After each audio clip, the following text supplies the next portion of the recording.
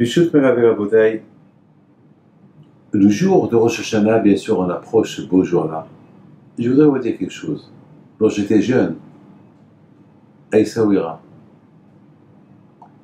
je savais une seule chose. C'est que, à Rosh Hashanah, on allait écouter le chauffard. Et, je ne sais pas, pour nous, écouter le chauffard, c'était un événement. Chose que toute l'année, on ne l'écoute pas. Quelque chose de nouveau. Toute l'année, on n'a pas l'habitude d'écouter le chauffard. Et en Shana, on écoute le chauffard. Et pourquoi on écoute le chauffard? Pour couronner le bon Dieu. Alors, comment on couronne le bon Dieu? Comment on couronne le bon Dieu? Eh bien, couronner le bon Dieu, vous savez comment? On dit que le chauffard, c'est du verbe shipour. Shipour, ça veut dire s'améliorer. C'est comme ça que je couronne le bon Dieu. Je couronne le bon Dieu, je prends sur moi un engagement. Il ne faut pas attendre qu'on est malade pour s'engager à des choses. Sans être malade, prenez un engagement. Je vais commencer à me laver les mains. Je vais commencer à ne pas trop utiliser le téléphone. Allez, je vais étudier un peu la Torah. Allez, je vais mettre la kippa quelques heures par jour. Allez, je vais Shema Israël. Allez, je vais mettre mes tefilines. Allez, le Shabbat, je vais commencer. Allez, je vais commencer à me... C'est ça. C'est ça couronner Hachem. Hachem, on peut couronner un roi. Mais Hachem, comment tu peux couronner Hachem? Hachem, tu peux le couronner avec des mitzvot, avec des engagements. Alors Hachem, il voit que tu l'as couronné à Rosh Hashanah.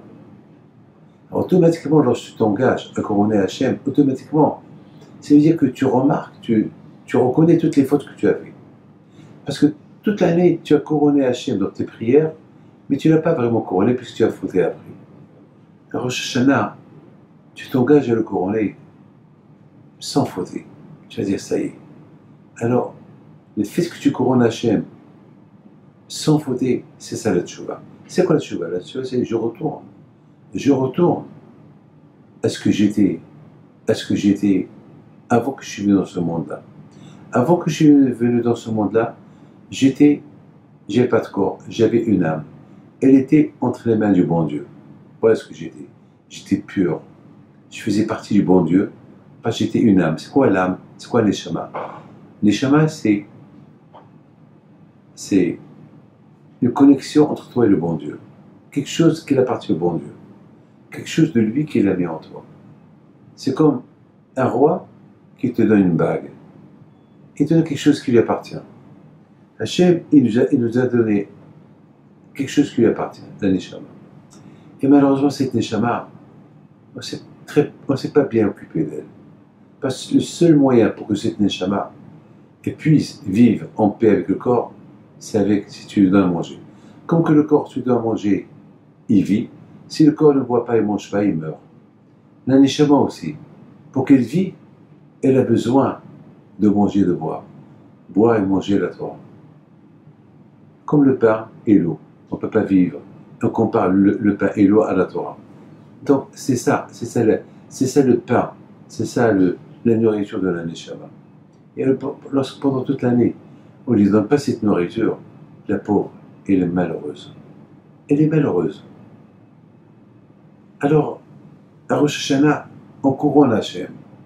On dit Hachem, je vais redevenir être comme j'étais avant. J'étais avant, où j'étais avant. J'avais pas de corps. J'avais que le Neshama qui était entre tes mains. Et tu me l'as mis dans mon corps et je l'ai sali. Hachem, je vais te couronner.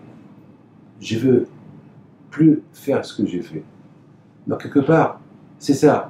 Le fait de couronner Hachem comme roi, et je considère Hachem comme un roi, c'est-à-dire je vais l'écouter, je ne veux plus le désobéir. C'est ça la Teshuvah. Mes amis, c'est ça la Teshuvah.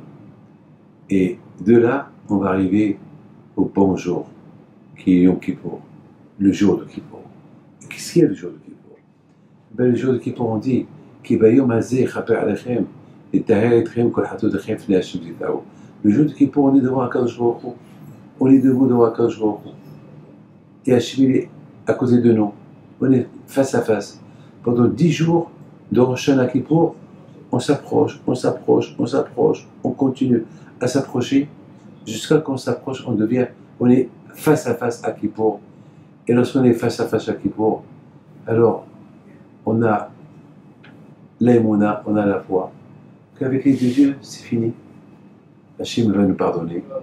Et après Kippour, on va fêter la grande fête avec Akadosh Baruch Hu.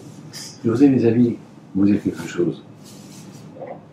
Lorsque j'étais jeune, c'était tellement important pour moi je te parle de moi.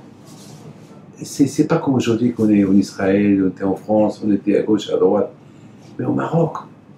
Lorsqu'on était au Maroc, sur Rosh Hashanah, à la maison de Rabbi Haïm Pinto, c'est chaque année, lorsque j'ai fait mon Kippour, j'ai fait mon Rosh Hashanah, ma tête elle est à la maison de Rabbi Haïm Pinto. Ma tête elle est là-bas. Mes souvenirs ils sont là-bas. Et je vois mon père prier. Vous savez, on dirait que je prie à côté de lui, on dirait que je prie à côté de la synagogue de Rabbi Haïm Pinto. Mes amis, aujourd'hui, on n'a pas besoin de tout ça. On n'a pas besoin de tout ça. Là où on est, c'est la maison d'Hachem. C'est vrai que là où on était, ça ajoute. Mais si on n'est pas là où on était, et on est là où on est aujourd'hui, eh bien, il y a Hachem. Il y a Hachem. Mes amis, à vous tous, je souhaite que vous ayez fait une bonne teshuva à Rosh Hashanah. Et le jour de Kippour, Hachem va vous inscrire dans le livre de la vie et la longue vie. Amen. Chag Sameach.